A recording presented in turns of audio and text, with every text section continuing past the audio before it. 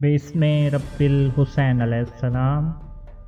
ایران میں موجود صفوی خاندان کے ایک مشہور بادشاہ خدا بندہ کہ جس کی ایمانداری کا یہ عالم تھا کہ دن کے وقت امور سلطنت سنبھالتا اور رات کو ٹوپیاں بنا کر انہیں بیچا کرتا تھا اور انہی ٹوپیوں کے کاروبار سے اپنی گزر بسر کیا کرتا تھا تاکہ اسے شاہی خزانے جو کہ عوام کی دولت ہوتی ہے سے کچھ نہ لینا پڑے۔ انتہائی سادہ رہن سہن کی وجہ سے ایک بار اس کے پاس کچھ پیسے جمع ہو گئے، چنانچہ اپنے ایک وزیر کے مشورے سے کہ ان پیسوں کو کہاں خرچ کیا جائے، اس نے اس دور کے ایک مشہور شاعر اور ذاکر کو بلا کر مجلس امام حسین علیہ السلام کی ابتدا رکھی۔ ذاکر آتا، امام علی مقام کا ذکر کرتا اور مجلس کے بعد شاہ ایران خدا بندہ اپنے ذاتی پیسوں سے ذاکر کو نیاز دیتا اور جب وہ جانے لگتا تو کہتا کل پھر آ جانا مجلس پہ۔ اسی تسلسل میں 29 دن گزر گئے اور خدا بندہ کے پاس پیسے ختم ہو گئے۔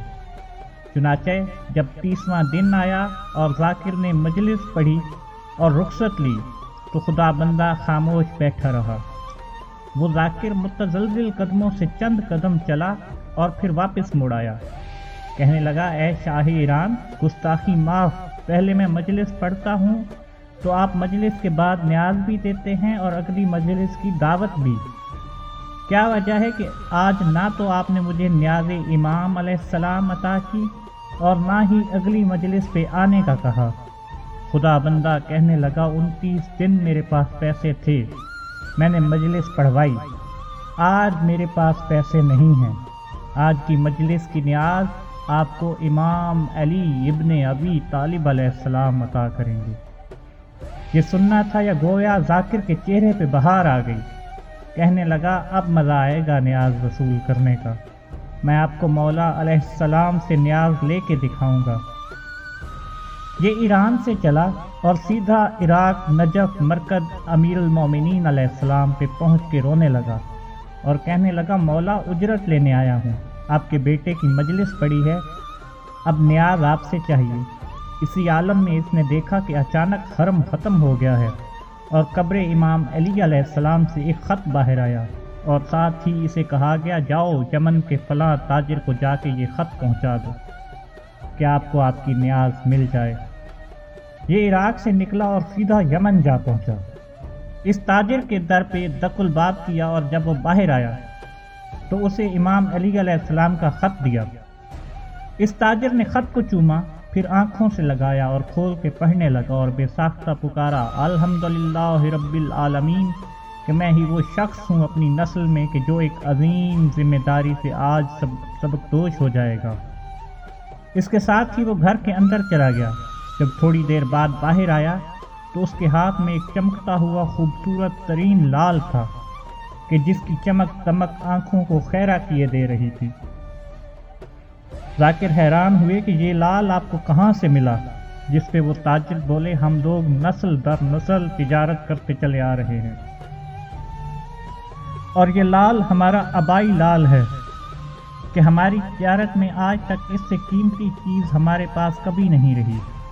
ایک بار ہمارے اجداد میں سے ایک سمندری سفر میں طوفان میں گر گئے، جب ہمارا بحری بیڑا ڈوبنے لگا تو میرے دادا نے نجف کی طرف منہ کر کے پکارا یا قاہر العدو یا والی الولی یا مظہر العجائب یا مرتضی علی ادرکنی ادرکنی ادرکنی فی سبیل اللہ، اے انبیاء کے مشکل کشا علی، اللہ کے نام پہ میری مدد کیجیے۔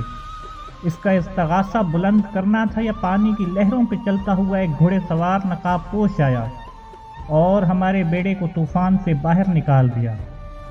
شکریہ کے طور پہ میرے دادا جان نے اپنے سامان میں سب سے قیمتی یہ لال جب ان گھوڑ سوار کو تحفے میں دینا چاہا تو وہ بولے کہ اسے اپنے پاس رکھو اور اپنی نسلوں کو بتاتے جانا کہ جب کبھی کوئی میرا خط لے کے آئے تو اسے یہ لال عطا کر دینا۔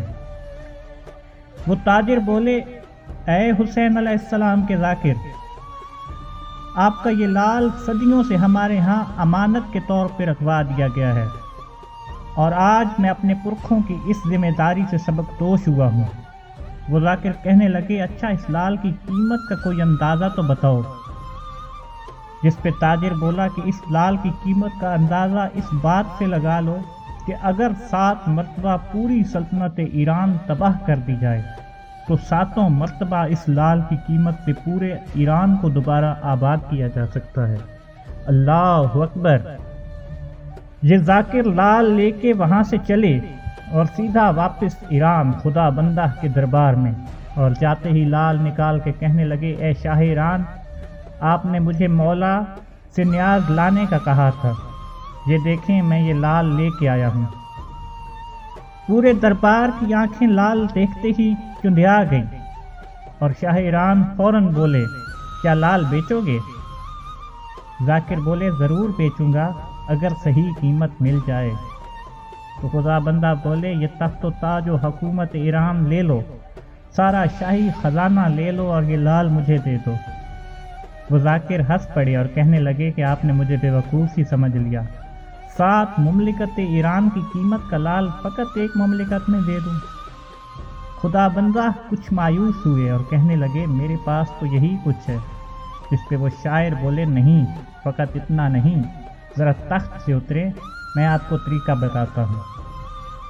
خدا بندہ تخت سے اترے اور وہ شاعر سیدھا تخت پہ جا بیٹھے اور خدا بندہ سے بولے اب آپ مجلس امام حسین علیہ السلام سنائیں۔ خدا بندہ نے حسین بادشاہ کا ذکر شروع کیا۔ ذکر کے بعد وہ شاعر بولے اے خدا بندہ اب مجھ سے مانگو نظر اللہ نیاز حسین علیہ السلام۔